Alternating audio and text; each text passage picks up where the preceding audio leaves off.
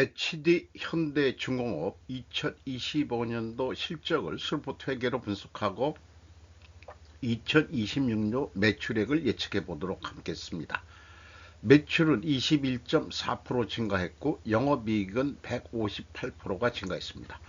포괄 가공비 배부 재고자산 회전율은 2.5회전이고 PBR은 6.25입니다. 구독, 좋아요 부탁드립니다. 현대중공업에 대한 사업 개요가 되겠습니다. 본사는 울산광역시 동구 방어진 순환도로 천번지네요. 전화동이라고 되어 있습니다. 홈페이지 들어가서 이 사진을 가져왔습니다. 사업 부분이 조선이 있고요. 해양 플랜트 부분이 있고 엔진 기계가 있고 기타로 분류를 하고 있습니다. 주가부터 말씀드리면은 주가가 55만 9천 원으로 1년 전보다 86.6%가 증가했습니다.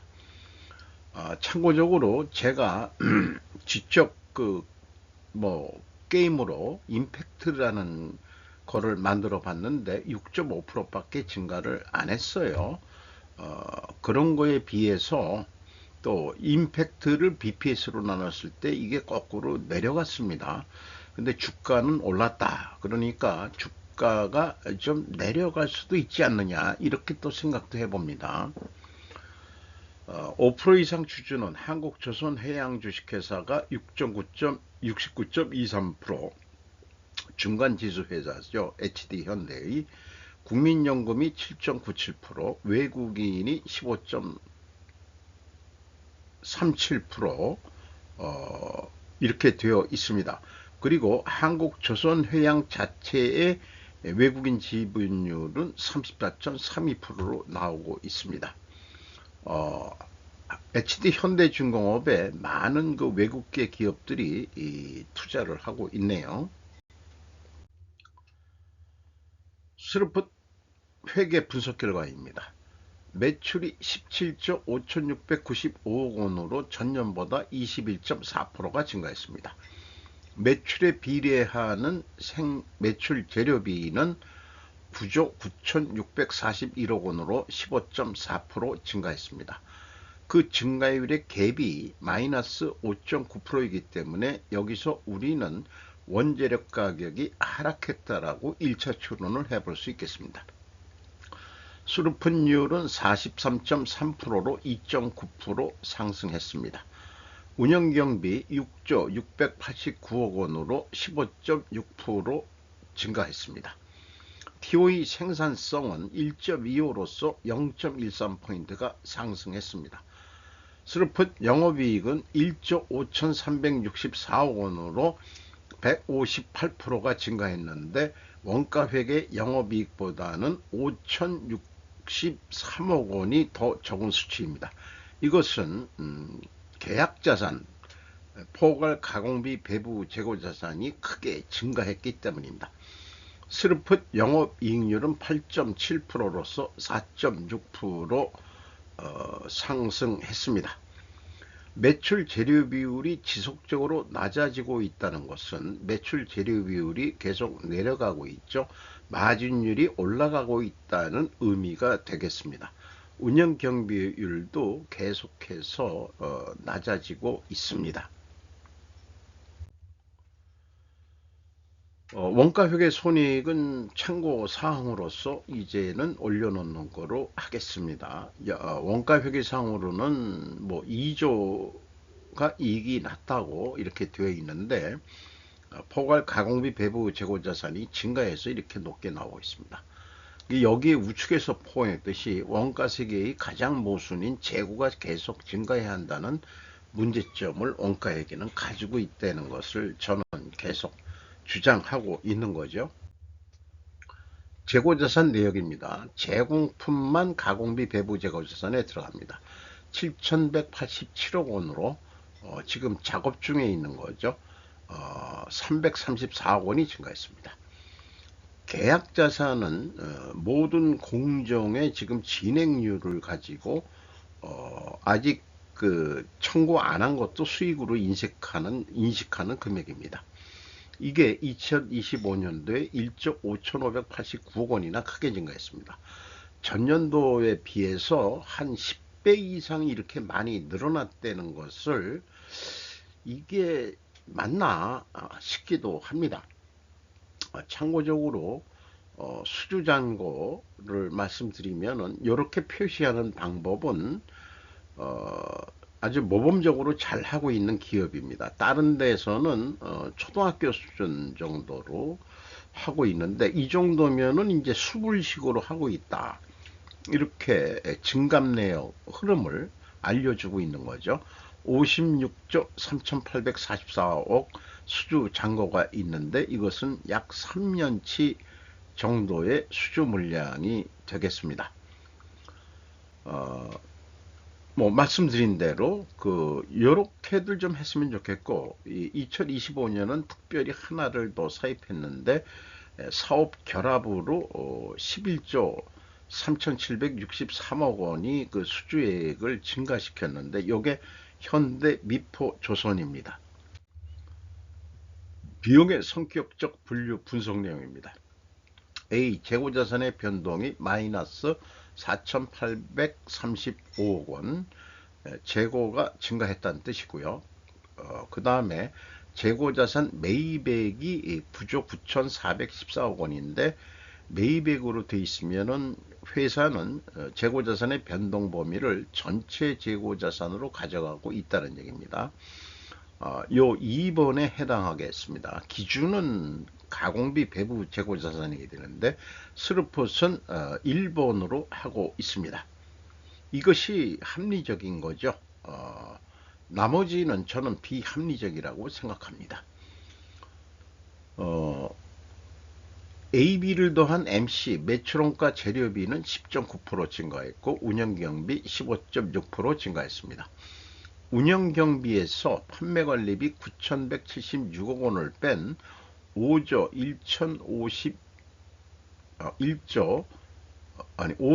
1,512억 원이 공장 가공비인데 15.4%, 가공 비율이 1.7% 내려갔고 생산 재료 비율은 1.7%가 상승했습니다. 여기서는 원재료 가격이 상승했다라고 2차 추론을 하게 되는데 1차 추론과는 모순이 되겠습니다. 그런 것들은 계약자산의 역량으로 저는 분석을 합니다. 재고 증감 내역의 비교입니다. WCAI 일본은 포괄 개념이고요. B성분은 그 전체 재고만 얘기하겠죠. 그래서 1조 1천억 차이가 있는데 BWCA 증감액, 원재료, 미착품 뭐 이런 것까지 다 포함해서 그것을 가감해 주면은 1조 5,589억 원 차이가 있는데 이것이 계약자산의 증감액과 딱 일치를 하기 때문에 재고 회계는 정확하다 이렇게 말씀드릴 수 있겠고, 또 참고적으로 계약자산은 항상 잘 맞아떨어지지가 않는데요. 2025년에 1조 3,855억 원은 사업결합 현대 미포조선을 하면서 들어온 금액의 차이가 있을 거고요. 그 다음에 2024년도 거는 대손상각 환입으로 생각이 들어갑니다. 데이터는 추적할 길은 없는데 그래서 추정을 합니다. 두 번째, PQ 총 제조비용 동일한 금액으로 차이가 납니다. PQ 생산 재료비하고도 같고 1단계에서의 차이액도 동일한 금액이 됩니다.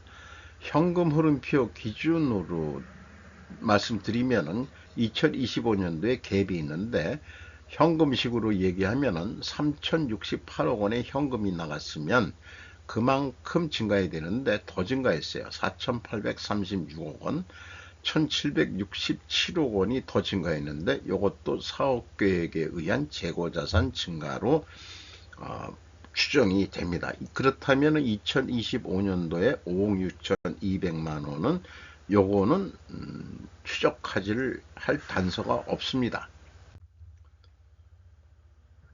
원가 회계하고의 영업이익 차이 5,062억 원이나 크게 큰 금액이 차이가 났는데, 이것은 매출 원가 재료비와 매출 재료비의 차이이기도 하거니와, 요것을 그 스르프트 회계 손익이 맞냐 한다면은 가공비 배부 재고자산, 계약자산 포함해서 포괄 가공 비율을 곱하면은 입증이 되겠습니다. 1은 단지 단수 차이가 되겠습니다. 100만 원 단위로 하기 때문에 주요 운영 경비로서 인건비가 1조 5,180억 원, 전년보다 23.4%나 크게 증가했습니다. 직원 수는 18,880명으로 무려 4,343명이나 크게 증가했습니다. 2024년도도 1,260명이 증가했습니다. 이 노동력이 많이 들어가는 업종이라고 볼 수 있겠죠. 인당 평균 임금은 거꾸로 2024년도보다도 좀 떨어졌습니다. 왜 이런 일이 일어날까? 4,000명이나 들어왔기 때문에 저임금 신입사원이 많이 들어와서 내려가는 거로 산출이 될 것 같습니다. 기타 비용이 4조 2천억 원으로 한꺼번에 몰아버렸는데, 미리 말씀드리면은 다른 경쟁사는 그 외주비를 별도로 표기를 해주고 있습니다. 사실은 직영 직원보다도 협력업체, 뭐 대통령실에서 그 불러다가 하나오션을 협력업체도 동일한 성과급을 주기로 했다 해가지고 참 잘했어요라고 칭찬을 했대는데, 거기서는 그 인당 평균 임금이 제가 알기로는 1억 원이 넘습니다. 나중에 3사 비교를 해서. 근데 왜 그러냐 그러면은 거기는 잔업들을 그렇게 많이 하는데, 현대는 잔업을 안 하는 방식으로 그 선박건조를 하고 있는 것으로 그렇게 얘기를 들은 바가 있습니다. 그래서 현대 중공업도 외주비는 별도로 좀 독립해서 표기해 줘야 되지 않겠냐. 그 금액이 꽤 많이 나갈 거예요. 이 4조 중에서 제 생각에는 한 3조 원은 넘지 않을까, 그렇게 생각을 합니다. 그런 큰 금액은 좀 별도로 독립해 줘야 되지 않냐, 이렇게 생각을 합니다. 그 현대, 그 다른 현대 계열 현대차도 인건비에 외주 협력업체도 많이 들어와 있는데 그것을 별도로 얘기를 안 하더라고요. 어쨌든 상근 직원의 존재는 리스크 관리 전략적의 핵심 요소라는 그런 인식을 할 필요가 있다. 스킨 인 더 게임 중에서 발췌를 했습니다. 저는 직원은 인적 자원이라고 표현하고 있고, 복잡성과 변동성의 증가 해결책은 제약이론 경영이라고 하고 있고, HD 현대중공업이 도입한 것으로 저는 얘기를 들었습니다. 경영평가지표로서 포괄 가공비 배부 재고 자산은 2.5회 전년보다 좀 떨어졌습니다. 아까 그 계약 자산이 그렇게 크게 증가하니 떨어질 수밖에 없죠. 슬픈율은 거꾸로 약 3%가 상승했습니다. 역방향이면 분식회계 개연성 가정을 세웁니다. 그리고 총 자산 회전율이 0.67로 떨어졌는데 사업 결합 때문 원인이기도 하겠습니다. 영업 구매 평가 지표로서 매출 채권 수금 속도는 10.3회전으로 높아졌고, 매입 채무 지급 속도는 거꾸로 내려갔습니다. 이 협력업체나 그 납품, 그 자재, 이런데 돈도 좀 빨리 줘야 되겠죠.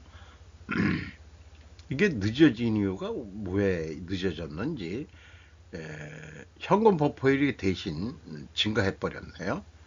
빨리 주질 않아서 현금성 자산이 증가한 것 같습니다. 11.9%로. 듀퐁 ROI 자본 회수율 16.4%로 5.9% 상승했습니다. 앞서 얘기한 대로 원재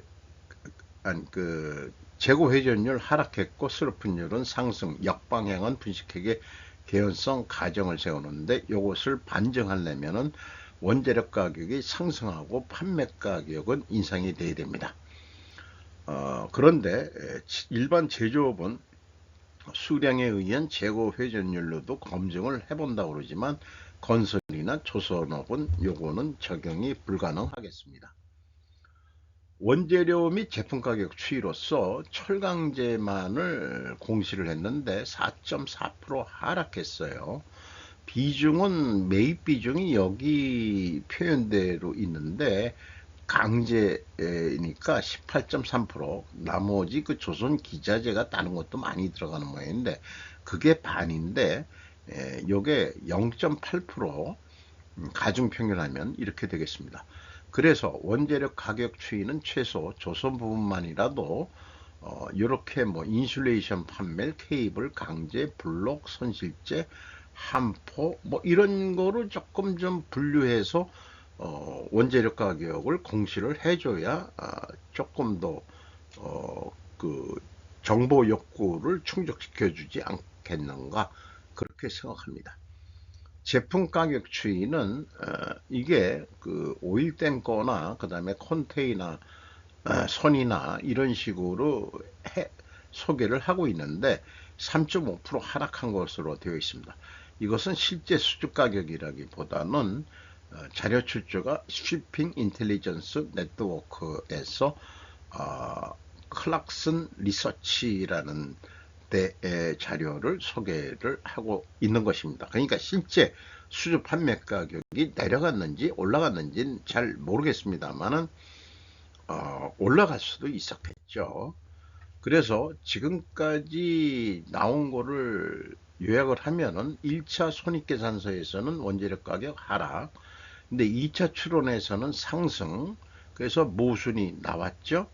그리고 포괄 가공비 배주 회전율이 하락했고 수로분율은 역방향 분식회계 개연성 가정을 세우는데 원재료 가격이 상승해야 되고 수주 판매 가격도 상승한 거로 반정을 해야 됩니다.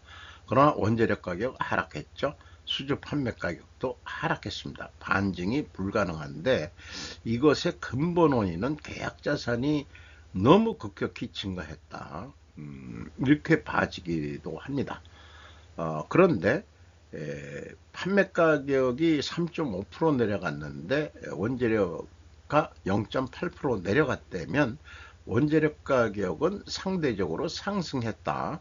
그러니까 원재료 가격은 상승한 것으로 인식을 하는데 그래도 50%는 맞아떨어지지가 않습니다. 현금 흐름 경영 평가 지표로서 1번 EAT 세후 현금 순이익, 요건 제가 약어로 쓴 건데 언드 애프터 텍스입니다. 2조 5,769억 원을 벌었습니다.